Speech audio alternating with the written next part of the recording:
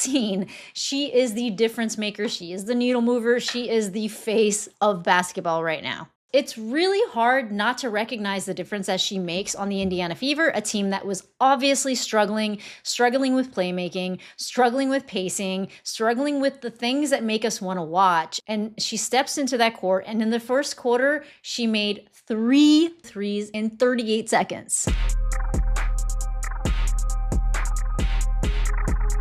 That is not common. The recent matchup between Indiana Fever and New York Liberty showcased Caitlin Clark's extraordinary offensive capabilities, particularly during the first half when she systematically dismantled the defending champions' defense. New York star forward BREANNA STEWART found herself both defending against and witnessing one of the most remarkable shooting displays in recent WNBA history. Clark's performance began immediately with an assist for Indiana's opening basket, establishing early rhythm in a 6-4 game. She followed with a spectacular pass to teammate Lexi Hull and connected on a floating shot to maintain offensive momentum. However, the most impressive sequence occurred when Indiana faced adversity. So, lads, today we have to talk about what Caitlin Clark just did to the New York Liberty, especially in the first half. Like, the second half, Caitlin Clark got tired and still, like, Stewie took on the assignment.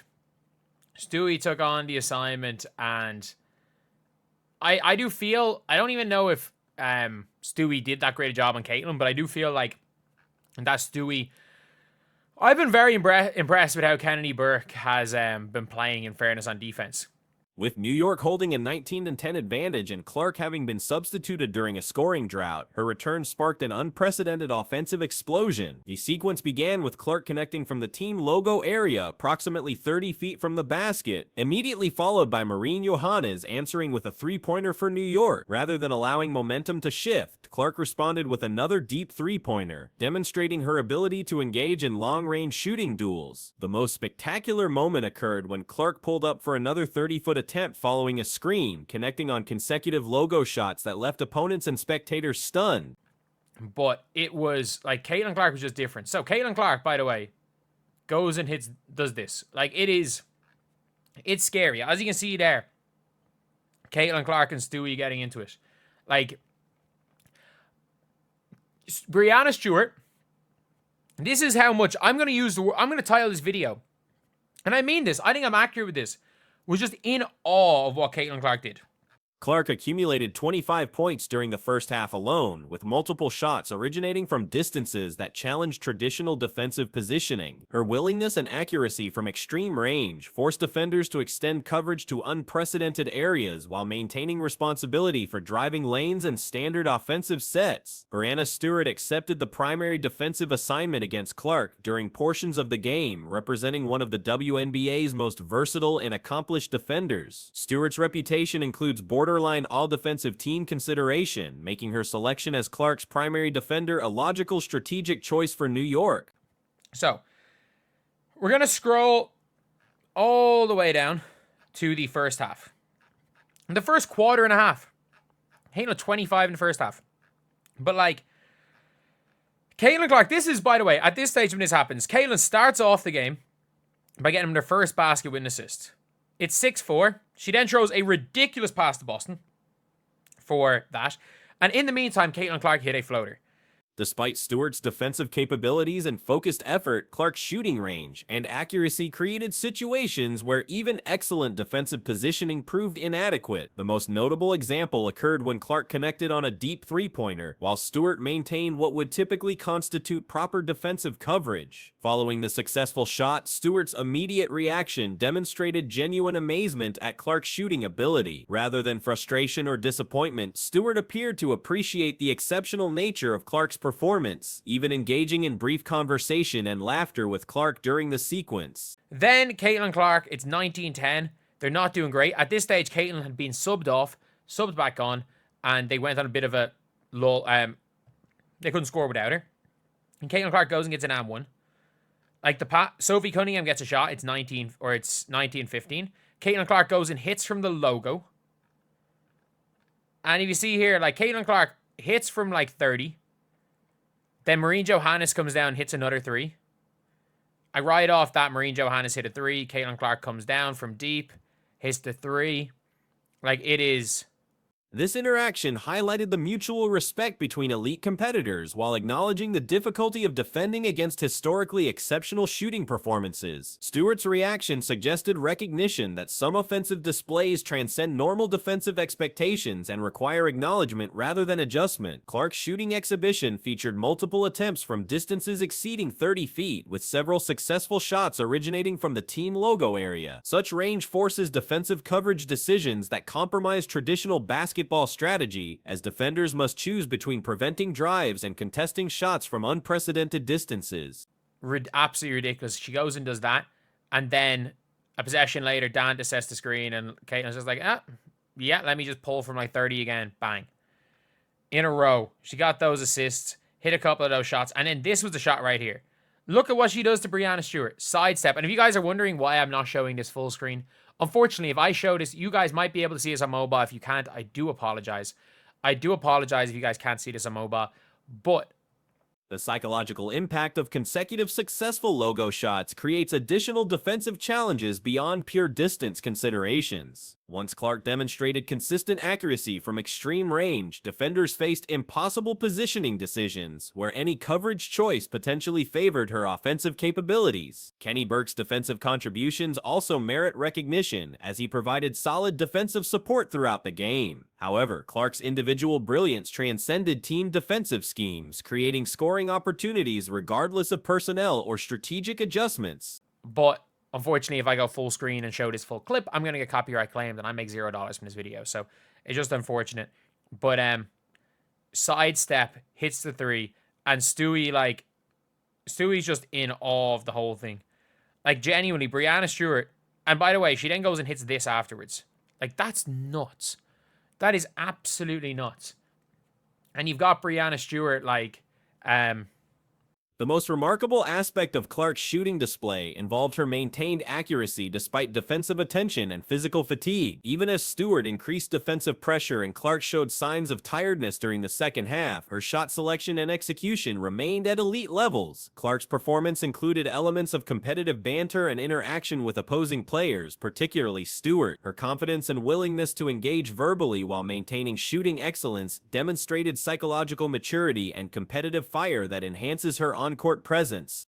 Out there, just like, she's just out there getting trash talked by Caitlin Clark. We've even got ESPN posting about it. So she's guarding Caitlin, and that shot goes in. She's probably like, what the hell's going on? Caitlin Clark immediately trash talking, and she has to laugh. Like, at that stage. And the maddest thing is, I actually want to say, is Caitlin, I thought, did a really good job on defense today. The interaction between Clark and Stewart after successful shots illustrated the fine line between competitive intensity and mutual respect among elite athletes. Clark's apparent enjoyment of the moment, combined with Stewart's good-natured response, created memorable competitive theater that enhanced the viewing experience. Clark's competitive personality appears to fuel her performance while maintaining positive relationships with opponents. Her ability to engage in competitive banter without creating animosity suggests emotional intelligence that complements her exceptional basketball skills. So lads, the Fever just got sent-held.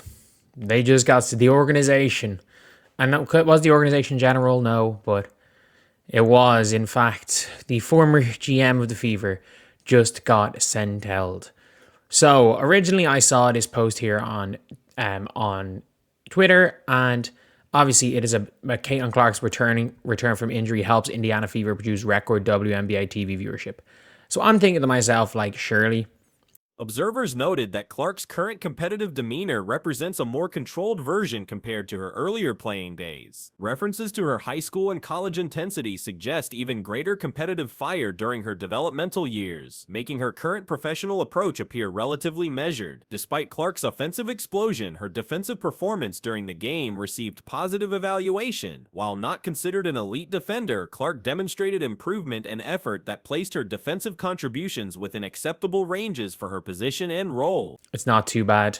But in the article, they quoted this tweet. And by the time I clicked on the article, that tweet was gone, because that tweet, I think, was taken down. But like, there's literally, I tweeted it here, and I'm like, it literally says in very clear writing, when you go on this account, it says parody account. Parody account. First of all, like, Probably, as much as it is parody account, they shouldn't have the words Indiana Fever in there. They probably shouldn't, and it's very different having Indiana or... The assessment of Clark's defense as reaching approximately the 50th percentile among WNBA players suggests adequate competence rather than liability. Her continued development on the defensive end, combined with her exceptional offensive capabilities, enhances her overall value and team impact. Stewart's defensive effort deserved recognition despite Clark's offensive success. Her willingness to accept the challenging assignment and maintain competitive intensity throughout the sequence demonstrated professional approach and team-first mentality. The game highlighted fundamental challenges that exceptional shooters create for even elite defenders. Traditional defensive principles become obsolete when players demonstrate consistent accuracy from distances that exceed normal coverage parameters. The performance prompted discussions regarding the rarity of such shooting displays within professional basketball. Observers struggled to identify comparable performances in terms of range accuracy and sustained excellence over extended period. Then being sent out, then NBA sent out. It's clear it says sent out. Like this one does say the Indiana Fever. It does say parody account, but probably, I don't know, change it to Indiana Forever. Just change to Indiana Forever and they might still fall for it. But Lynn Dunn, apparently 21 million people. How did you fall for 21 million? Clark's combination of shooting distance, accuracy, and competitive flair created a unique viewing experience that transcended typical basketball entertainment. Her ability to maintain shooting effectiveness while engaging in competitive interaction demonstrated rare psychological composition. The suggestion that Clark represents a once-in-a-generation talent reflects the unprecedented nature of her shooting range and accuracy combination. Few players in basketball history have demonstrated comparable ability to consistently threaten from such extraordinary distances. The performance generated substantial social media attention, with NBA personalities and media outlets highlighting Clark's exceptional shooting display. LeBron James and other prominent figures acknowledged the remarkable nature of her performance, indicating crossover appeal beyond traditional WNBA audiences. Bleacher Report and ESPN featured the performance prominently, suggesting mainstream recognition of Clark's impact on professional basketball entertainment value. Such coverage demonstrates her ability to transcend league boundaries and attract attention from broader basketball community. The viral nature of Clark's shooting exhibition reflects modern sports media's emphasis on exceptional individual performances and memorable competitive moments. Her ability to create such content consistently enhances both personal and league marketing value. Stewart's evolution in evaluating Clark's abilities represents broader league recognition of her exceptional talents. Previous skepticism regarding Clark's overall capabilities has transformed into acknowledgement of her unique offensive gifts and growing defensive competence. The performance established new benchmarks for individual offensive excellence within the WNBA context. Clark's ability to combine volume scoring with efficiency from unprecedented distances may influence how future players approach skill development and shot selection. Like, I don't know if Caitlin Clark could pull in 21 million for the finals. If it was Caitlin Clark versus Angel Reese Game 7 of the finals, I don't think you could pull in 21 million viewers, let alone for a random regular season game. First of all, like, I wouldn't be that surprised if it's the highest regular season game of the season. Like, it wouldn't surprise me. Do I think it's likely? No. But it would not surprise me if it's the highest viewed regular season game of the season. Their impact on game entertainment value and competitive dynamics suggests potential for long-term influence on league popularity and viewership patterns. Performances like this create memorable moments that attract new audiences while retaining existing fans through exceptional basketball entertainment. The Indiana Fever successfully ended the New York Liberty's perfect season record in a compelling display of offensive execution and strategic gameplay. The victory demonstrated the transformative impact of key player availability on team performance and competitive outcomes. Caitlin Clark's return from injury produced extraordinary results, establishing her as a dominant force in professional women's basketball. Her influence on team dynamics and offensive capabilities created immediate competitive advantages against elite opposition. I think it needs about 3 million to do that. It wouldn't surprise me. It could very well be the highest viewed ABC game of all time. Very good chance of that happening. And I'm not here to question the viewership power of a Caitlin Clark or of an Indiana Fever, because the Fever pulled in crazy viewership without Caitlin Clark. But it's just can't believe 20.9 million people watched the game. It's fake. Wonder if it broke 4. I don't think it broke 4. These are possible finals numbers. The opening quarter featured remarkable shooting efficiency, with Clark converting 3 consecutive three-point attempts within a 38-second span. This rapid scoring burst exemplified exceptional shooting range and accuracy under competitive pressure against quality defensive opposition. Clark's shooting range extended to logo distance, creating defensive challenges that forced opponents to abandon traditional coverage schemes. BREANNA STEWART's reaction to a successful logo three-pointer demonstrated professional respect for exceptional shooting capability. The performance showcased advanced basketball skills that transcend typical professional standards. Clark's combination of range, accuracy, and timing represents rare athletic capabilities that fundamentally alter competitive dynamics and strategic planning. The contrast between Indiana Fever performance with and without Clark demonstrates the significant impact individual players can have on organizational success. The team's struggles during her absence highlighted dependencies on elite playmaking and offensive facilitation. Before Clark's return, the organization exhibited difficulties with offensive flow, pace management, and consistent scoring threats. Her presence immediately addressed these deficiencies through enhanced ball movement, strategic decision-making, and scoring versatility. The transformation suggests a clear division between different phases of team development. Clark's impact creates measurable improvements in team competitiveness and overall performance levels against quality opposition. Power ranking implications reflect this performance differential, with the organization expected to rise significantly in competitive assessments following the victory over previously undefeated opposition. Kelsey Mitchell's performance demonstrated resilience and clutch execution despite early shooting struggles. Her ability to overcome poor initial performance and contribute 22 points illustrated professional mental toughness and adaptive capability.